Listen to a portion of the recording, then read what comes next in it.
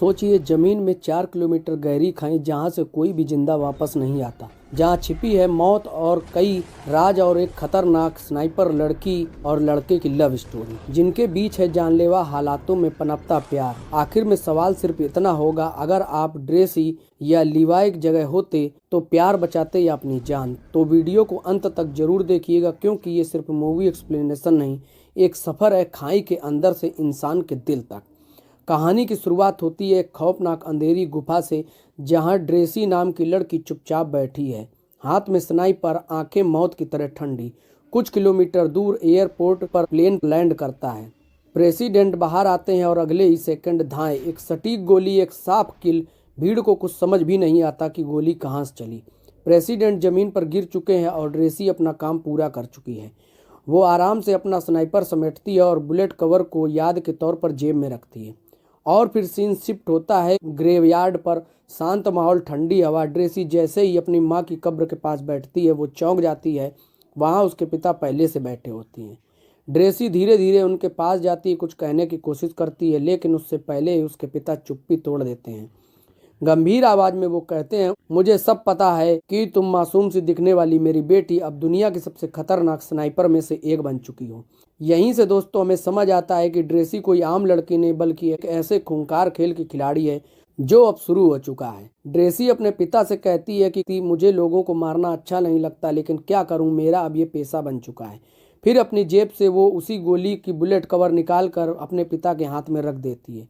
उसके पिता उसे बाकी जमा किए हुए कवर के साथ रख देते हैं और यहीं से हमें पता चलता है कि ड्रेसी पहले भी कई लोगों की जान ले चुकी है। इसके बाद उसके पिता उससे कहते हैं कि उन्हें कैंसर है, उनके पास बहुत कम समय है, और अगर वे कैंसर के आने वाले समय से पहले नहीं मरे तो इस वैलेंटाइन डे पर वह खुदकुशी कर लेंगे, क्योंकि उनकी पत्नी भी इस दुनिया में नहीं है और तुम भी अपने काम की वजह से मुझसे मिल नहीं पाती हो। यह सुनकर ड्रेसी अंदर से हिल जाती है। वह उन्हें ऐसा करने से मना करती है, लेकिन उसके पिता साफ कह देते हैं, ये हमारी आखिरी मुलाकात है, शायद अब हम दोबारा न मिले।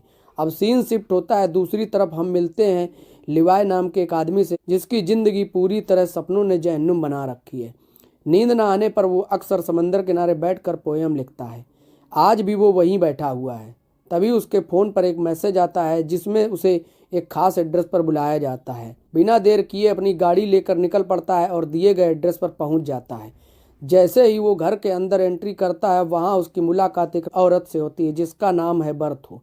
बर्थो और इन दोनों की बात से हमें पता चलता है कि लिवाई पहले मिलिट्री में एक स्नाइपर हुआ करता था, लेकिन अब उसने इस काम से रिटायरमेंट ले ली है। बर्थो लिवाई को एक नया मिशन सौंपते हुए कहती है, मैं तुम्हें किसी दूसरी जगह भेजना चाहती हूँ, क्योंकि तुम अच्छे स्नाइपर हो, इसलिए यह काम सिर्फ तुम ही कर सकते हो। साथ ही यह भी कहती है कि तुम्हारी फैमिली में कोई ऐसा है जो तुम्हारे जाने के बाद तुम्हें मिस करे। अब यह सुनकर लिवाई सोच में पड़ जाता है और बर्थो से कहता है, मैं अकेला रहता हूँ। इसके बाद बर्थो ने मिशन की सारी जानकारी बाद में देने को कहती है। फिर लिवाई को अचानक बेहोश कर दिया जाता है और होश में आने पर वह खुद को एक उड़ते हुए प्लेन में पाता है। उसे नहीं पता उसे किस देश में और किस मिशन पर ले जाया जा रहा है। वह एक स्टाफ से पूछता है, लेकिन कोई जवाब नहीं मिलता। तभी एक पायलट आकर उसे बताती है कि उसकी डेस्टिनेशन आ चुकी है, अब उसे यहीं उतारा जाएगा और अपनी मंजिल तक पहुंचने के लिए उसे कम से कम 32 किलोमीटर बर्फ में पैदल चलना होगा। पायलट उसे एक पैराशूट देती है और लिवाई अपने प्लेन से कूदकर बर्फीले इलाके में लैंड कर जाता है। वह पैदल चलता है और उसे 2 दिन बीत जाते हैं। आखिरकार लिवाई अपनी मंजिल तक पहुंच जाता है, जहां दूर दूर तक इंसानियत का नामो निशान नहीं था।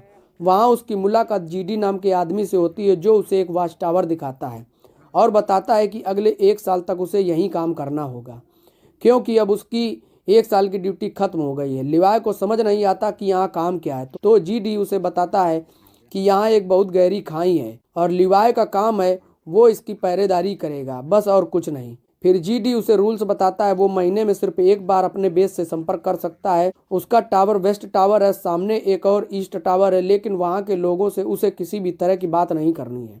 जेडी लिवाई को साफ बता देता है कि उसका काम सिर्फ अपने मिशन पर फोकस करना है, ना कि ईस्ट टावर वाले लोगों से बातचीत करना। वह कहता है कि लिवाई पूरे 1 साल तक किसी से कांटेक्ट नहीं कर सकता। टावर में एक ऑटोमेटिक मशीन गन लगी है, जिसे रोज लिवाई को चेक करके रिलोड करना है, और नीचे बहुत सारी माइंस बिछी हैं। अगर कहीं भी धमाका हो तो उसे जाकर देखना भी होगा। कंफ्यूज होकर लिवाई पूछता है कि क्या उनका काम लोगों को खाई के पास जाने से रोकना है। जेडी जवाब देता, नहीं, तुम्हारा काम है जो चीज खाई के अंदर है उसे ऊपर आने से रोकना। फिर वो एक छोटा बम उठाकर जॉर्ज खाई के अंदर फेंक देता है। धमाके के तुरंत बाद खाई से बहुत डरावनी जानवर जैसी अजीब दहाड़ सुनाई देती है, जैसे कोई खतरनाक मॉन्स्टर अंदर मौजूद हो। अब यहीं से हमें पता चलता है कि ये खाई कोई आम खाई नहीं, बल्कि इसके अंदर कुछ बहुत ही खतरनाक और खौफनाक चीज छुपी हुई है। जेडी लिवाई को बताता है कि खाई के अंदर छुपी चीजों को होलो मैन कहा जाता है और उसका असली मिशन है इन्हें किसी भी हाल में ऊपर आने से रोकना। वो बताता है कि 1940 में सेना की 3 बटालियन इसी होलो मैन को रोकने के लिए नीचे गई थी, लेकिन वो कभी वापस नहीं लौटी। फिर जेडी उसे एक खास सिस्टम के बारे में बताता है, स्टे डॉग अलार्म। वो कहता है कि जिस दिन ये अलार्म बजने लगे तो बिना कुछ सोचे समझे बस अपनी जान बचाकर यहाँ से भाग जाना। ऐसा क्यों कहा गया जेडी को खुद भी नहीं पता। इसी बीच उसकी नज़र सामने वाले ईस्ट टावर पर पड़ती है, जहाँ किसी नए ऑफिसर की पोस्टिंग हो चुकी होती है। आखिर में जेडी लिवाई को बताता है कि उसके पूरे 1 साल के खाने पीने का इंतजाम यही टावर पर कर दिया गया है। वो यह भी बताता है कि यह जगह पिछले 75 सालों से बिल्कुल सीक्रेट है और आगे भी इसे राज ही रखना होगा। इतना कहकर वह जेडी बाहर आता, स्मोक सिग्नल देता है और एक हेलीकॉप्टर उसे लेने आता है। जेडी जैसे ही हेलीकॉप्टर में चढ़ता है, अंदर बैठा अफसर उसकी पहचान पूछता है और फिर अचानक उसे गोली मार देता है। इससे साफ हो जाता है कि जो यहाँ आता है वह जिंदा वापस नहीं जाने दिया जाता और लिवाई इस बात से बेखबर कि 1 साल बाद उसे भी मार दिया जाएगा अपने टावर पर जिम्मेदारी निभाना शुरू कर देता है। रोज ऑटोमेटिक गन रिलोड करता है, आसपास का इलाका चेक करता है और 1 महीना बीत जाने पर अपने बेस से संपर्क करता है और रिपोर्ट देता है कि उसका अभी किसी भी दुश्मन से आमना सामना नहीं हुआ। लिवाई इसके बाद फोन रख देता है, क्योंकि उसे सिर्फ इतनी ही बात करने की अनुमति थी और वो भी महीने में सिर्फ 1 बार। इसके बाद वह अलमारी में रखी किताबें पढ़ने लगता है। तभी उसकी नज़र दीवार पर लिखे कुछ मैसेज पर जाती है, जो पहले से रह चुके लोगों ने अपने अपने एक्सपीरियंस के आधार पर लिखी थी। बाहर आकर वह टेलीस्कोप से दूसरे ईस्ट टावर की तरफ देखता है, जहां उसे एक लड़की दिखाई देती है और वो वही खतरनाक स्नाइपर ड्रेसी होती है। ड्रेसी की खूबसूरती देखकर लिवाई उसे देखता तो रहता है, लेकिन बात नहीं करता। इसी तरह 2 से 3 महीने बीत जाते हैं। अब ड्रेसी भी लिवाई के बारे में जान चुकी होती है। एक दिन अपने बर्थडे के दिन वो आखिरकार उससे बात करने का फैसला करती है और कागज पर लिखकर लिवाई से उसका नाम पूछती है। पहले तो लिवाई भी बोर्ड उठाकर उसे बात करने से मना करता है, लेकिन ड्रेसी जिद में आकर अपना नाम लिख देती है। आखिरकार लिवाई भी अपना नाम लिख देता है और यहीं से दोनों के बीच दूर से दोस्ती शुरू हो जाती है। एक दिन लिवाई को पता चलता है कि ड्रेसी एक स्नाइपर है, तो मजाक में उसका टेस्ट लेने के लिए उसके सामान पर निशाना लगाता है। ड्रेसी भी खुद को साबित करने के लिए स्नाइपर उठाती है और लिवाई के वॉच टावर के पास शॉट लगाती है। तभी उसकी नज़र खाई के बाहर आते हुए कुछ मॉन्स्टर पर पड़ती है। वो जल्दी से इशारे से लिवाई को सचेत करती है। लिवाई तुरंत उन पर ताबड़तोड़ फायरिंग शुरू कर देता है, लेकिन उनकी संख्या बहुत ज़्यादा होती है, तो ड्रेसी भी अपने टावर से स्नाइपर से मदद करती है और कई मॉन्स्टर को ख़त्म कर देती है। इसी दौरान एक मॉन्स्टर उनके बहुत करीब पहुंच जाता है, जो दिखने में आधा इंसान और आधा जानवर जैसा होता है। ड्रेसी उस जानवर जैसे मॉन्स्टर पर गोली चलाकर खुद को बचाने की कोशिश करती है, लेकिन गोलियों का उस पर कोई असर नहीं होता और वो उनकी तरफ बढ़ता ही चला जाता है। ठीक उसी समय लिवाई दूर से सटीक निशाना लगाकर उस मॉन्स्टर को शूट कर देता है और ड्रेसी की जान बच जाती है। अगले दिन लिवाई माइंस एरिया में जाता है, जहां अचानक जॉर्ज खाई के अंदर से एक छोटा सा ड्रोन निकल कर आता है। ड्रेसी और लिवाई दोनों उसे देखते हैं, लेकिन उन्हें समझ नहीं आता कि ये आखिर क्या है। कुछ और महीने बीत जाते हैं। अब दिसंबर का महीना शुरू हो चुका है। यहीं लिवाई फैसला करता है कि वो ड्रेसी से सीधी मुलाकात करेगा। वो अपने RPG रॉकेट लॉन्चर की ट्यूब के मुंह पर एक मजबूत रस्सी बांध देता है, ताकि उसे किसी तरह दूसरे टावर तक पहुंचने के लिए इस्तेमाल कर सके। लिवाई जब RPG से रस्सी बंधी मिसाइल दूसरी तरफ फायर करता है, तो मिसाइल दूसरी तरफ जाकर फंसती है और उसके साथ बंधी रस्सी ड्रेसी के पास पहुंच जाती है। ड्रेसी उस रस्सी को पेड़ से बांध देती है और लिवाई उसी के सहारे स्लाइड करके ड्रेसी के टावर तक पहुंच जाता है। ड्रेसी उसे देखकर बहुत खुश होती है, लेकिन उसे गले लगाने से पहले मजाक में कहती, पहले जाकर नहा कर आओ। फिर वह CCTV से उसे नंगा नहाता हुआ देखती रहती है। इसके बाद दोनों बैठकर काफ़ी बातें करते हैं। फिर लिवाई पूछता है कि ये जगह इतनी सीक्रेट क्यों है, तो ड्रेसी उसे ज़्यादा दिमाग न लगाने और बस अपना काम करने के लिए कहती है। इसी बातचीत के दौरान वो अपने पिता के बारे में भी बताती है और कहती है कि शायद वो अब तक मर चुके होंगे। ड्रेसी म्यूजिक चलाकर लिवाई को डांस करने के लिए कहती है। दोनों करीब आते हैं और रोमांटिक माहौल बनता है और ये लोग शारीरिक रूप से एक दूसरे के बहुत करीब आ जाते हैं। इसी दौरान लिवाई उसे अपनी कविताओं के बारे में बताता है और कहता है कि उसने ड्रेसी के लिए भी एक पोयम लिखी है। ड्रेसी उसे अभी सुनाने को कहती है, लेकिन लिवाई मना कर देता है और कहता है कि जब हम यहाँ से जिंदा बाहर निकल पाएंगे तब मैं तुम्हें वो पोयम दूंगा। सुबह होते ही लिवाई जाने के लिए निकलता है, लेकिन रास्ते में वह देखता है कि मास्टर उसके वॉच टावर पर चढ़ रहे हैं और टावर पर लगी माइन से टकराते ही जोरदार धमाका होता है, जिससे उसकी रस्सी जल जाती है और लिवाई गहरी खाई में गिर जाता है। दूसरी तरफ ड्रेसी लिवाई को गिरते देख बिना सोचे समझे फौरन एक पैराशूट उठाती है और उसे बचाने के लिए खाई में कूद जाती है। ड्रेसी खाई में कूदने के बाद नदी में बहती हुई दिखती है। वो किसी तरह खुद को संभाल कर किनारे तक पहुंच जाती है। दूसरी तरफ लिवाई एक पेड़ से उल्टा लटका हुआ फंसा होता है। तभी एक विशाल केकड़ा उन पर हमला कर देता है और पेड़ की जड़ें उसे पूरी तरह जकड़ लेती हैं। इससे पहले कि वो उसे मार देते, ड्रेसी वहां पहुंच जाती है और लिवाई को बचा लेती है। दोनों अभी संभल ही रहे होते हैं कि तभी घोड़े पर सवार कुछ होलो मैन उन पर हमला कर देते हैं। लिवाई और ड्रेसी पीछे हटने की जगह डट कर मुकाबला करते हैं और 2 होलो मैन को मार गिराते हैं। हालांकि एक भागने में कामयाब हो जाता है। लिवाई जिस होलो मैन को मारता है, जब वो उसके पास जाकर देखते हैं तो पता चलता है कि वो फौजी की वर्दी पहने हुए है। वर्दी देखते उसे जेडी की बात याद आती है कि सालों पहले 3 बटालियन इस खाई में गिरकर गायब हो गई थी। अब सवाल ये उठता है कि ये फौजी सालों पहले खाई में गिरे थे, लेकिन आज जिंदा कैसे हैं, और ये होलो मैन आखिर कौन है। लिवाई और ड्रेसी आगे बढ़ते हैं और ऐसी डरा देने वाली जगह पर पहुंचते हैं जहां इंसानों के शरीर से पेड़ उग रहे होते हैं। ये मंजर देखकर साफ हो जाता है कि जैसे किसी खतरनाक वायरस ने यहाँ तबाही मचाई हो। इसी दौरान कुछ होलो मैन उनकी तरफ आने लगते हैं तो दोनों छुपने के लिए पास के एक चर्च में घुस जाते हैं। लेकिन चर्च के अंदर का नज़ारा और भी डरावना होता है। वहाँ बहुत सारी डेड बॉडीज पड़ी हैं जिन्होंने शायद वायरस से बचने के लिए खुदकुशी कर ली। तभी अचानक ड्रेसी पर एक बहुत बड़ी वायरस इन्फेक्टेड मकड़ी अटैक कर देती है। वे दोनों मिलकर उसे गोली मारकर वहीं खत्म कर देते हैं, लेकिन इसके तुरंत बाद दरवाज़ा तोड़कर होलो मैन अंदर घुस आते हैं। तो लिवाई और ड्रेसी चर्च से भागकर पहाड़ों के बीच बनी एक सुरंग में जा छिपते हैं। लिवाई और ड्रेसी सुरंग के अंदर जाते हैं और देखते हैं कि अंदर एक पुरानी लैब बनी हुई है जहां पहले एक्सपेरिमेंट किए गए थे। उन्हें वहां एक बैकअप जनरेटर मिलता है जिसे वो चालू कर देते हैं। इसके बाद लिवाई को एक डीवीडी प्लेयर कैसेट मिलता है। जब वे डीवीडी चलाते हैं तो स्क्रीन पर एक लेडी साइंटिस्ट दिखाई देती है। वो बताती है कि उनका यहाँ एक सीक्रेट मिशन था। वो लोग केमिकल मिसाइल बना रहे थे और कई लोग इस प्रोजेक्ट पर काम कर रहे थे।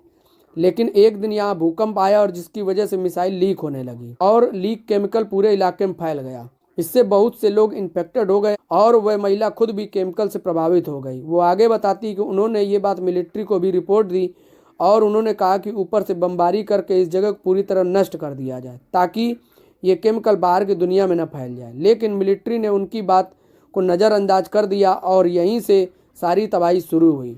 लेडी की डीवीडी देखने के बाद लिवाई और ड्रेसी को पुरानी कहानी का बड़ा हिस्सा समझ आ जाता है। अब वे सुरंग को और ध्यान से एक्सप्लोर करते हैं। उन्हें अंदर एक मॉडर्न कंप्यूटर मिलता है जो इस तबाह जगह में देखकर अजीब लगता है। वो इसे ऑन करते हैं। जो इन्फॉर्मेशन मिलती है उसे देखकर हैरान हो जाते हैं। उन्हें पता चलता है कि एक कंपनी है डार्क लैब जो पैरामिलिट्री फोर्स तैयार करती है। वे लोग यहाँ से इन्फेक्टेड लोगों के सैंपल लेते हैं और उन पर एक्सपेरिमेंट करके सुपर सोल्जर्स बनाते हैं। इसी वजह से कोई भी देश इस जगह को पूरी तरह डिस्ट्रॉय नहीं करना चाहता, क्योंकि सबको इस खतरनाक टेक्नोलॉजी का फ़ायदा उठाना ही है। लिवाई को यह भी पता चलता है कि यह खाई लगभग 4 किलोमीटर लंबी है।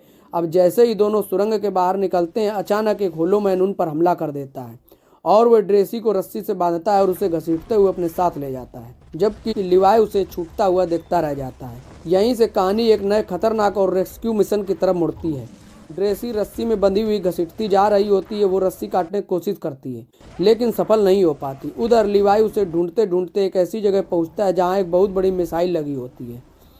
ड्रेसी को हम देखते हैं कि वो एक पेड़ से उल्टी लटकी है और वही होलो मैन उसके सामने खड़ा है।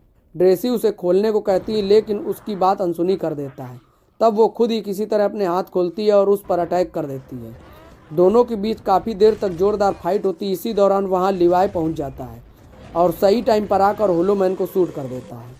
इस तरह वो ड्रेसी की जान बचा लेता है। जब वो उसकी वर्दी पर लिखा नाम देखता है तो समझ जाता है कि ये वही पहला वॉच टावर वाला गार्ड है जो पहले इंसान था और बाद में इन्फेक्टेड हो गया।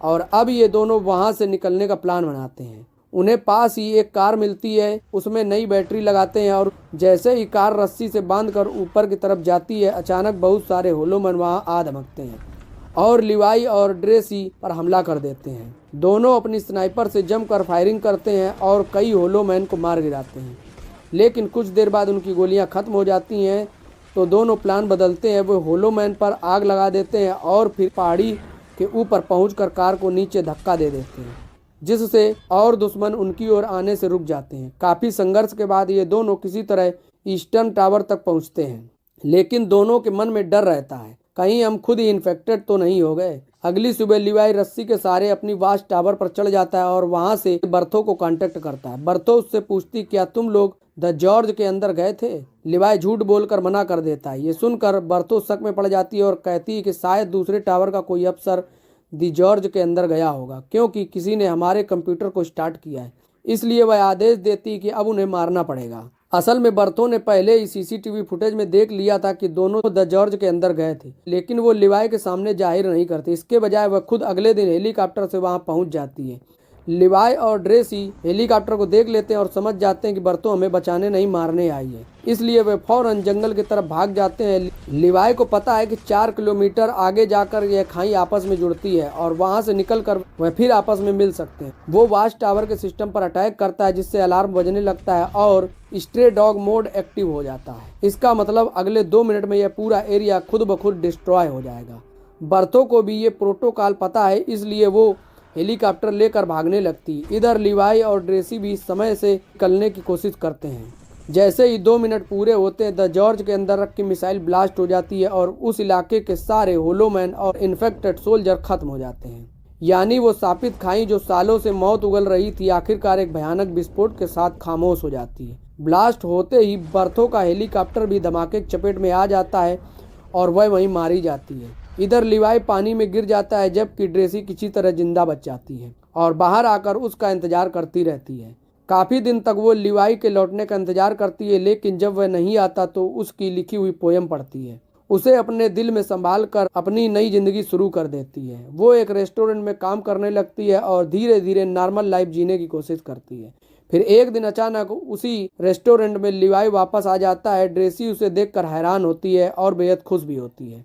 दोनों एक दूसरे से मिलते हैं, किस करते हैं और एक लंबे दर्दनाक सफर के बाद आखिरकार एक दूसरे के साथ फिर से जुड़ जाते हैं। और यहीं से ये कहानी समाप्त होती है। 2 स्नाइपर लवर जो मौत मॉन्स्टर और मिसाइलों के बीच से गुजरकर आखिरकार एक दूसरे तक पहुंच ही जाते हैं। तो दोस्तों, यह थी द जॉर्ज की ज़बरदस्त कहानी। अगर वीडियो अच्छी लगी तो एक छोटा सा काम कर देना, लाइक ज़रूर कर देना। कमेंट में बताना आपको कौन सा सीन सबसे ज़्यादा पसंद आया और वीडियो को अपने दोस्तों के साथ शेयर कर देना, ताकि ये स्टोरी और भी नए दर्शकों तक पहुंच सके। और हाँ, चैनल को सब्सक्राइब करके बेल आइकन दबा देना, ताकि अगली मूवी एक्सप्लेनेशन की वीडियो सबसे पहले आप तक पहुंचे। मिलते हैं अगली धमाकेदार स्टोरी में।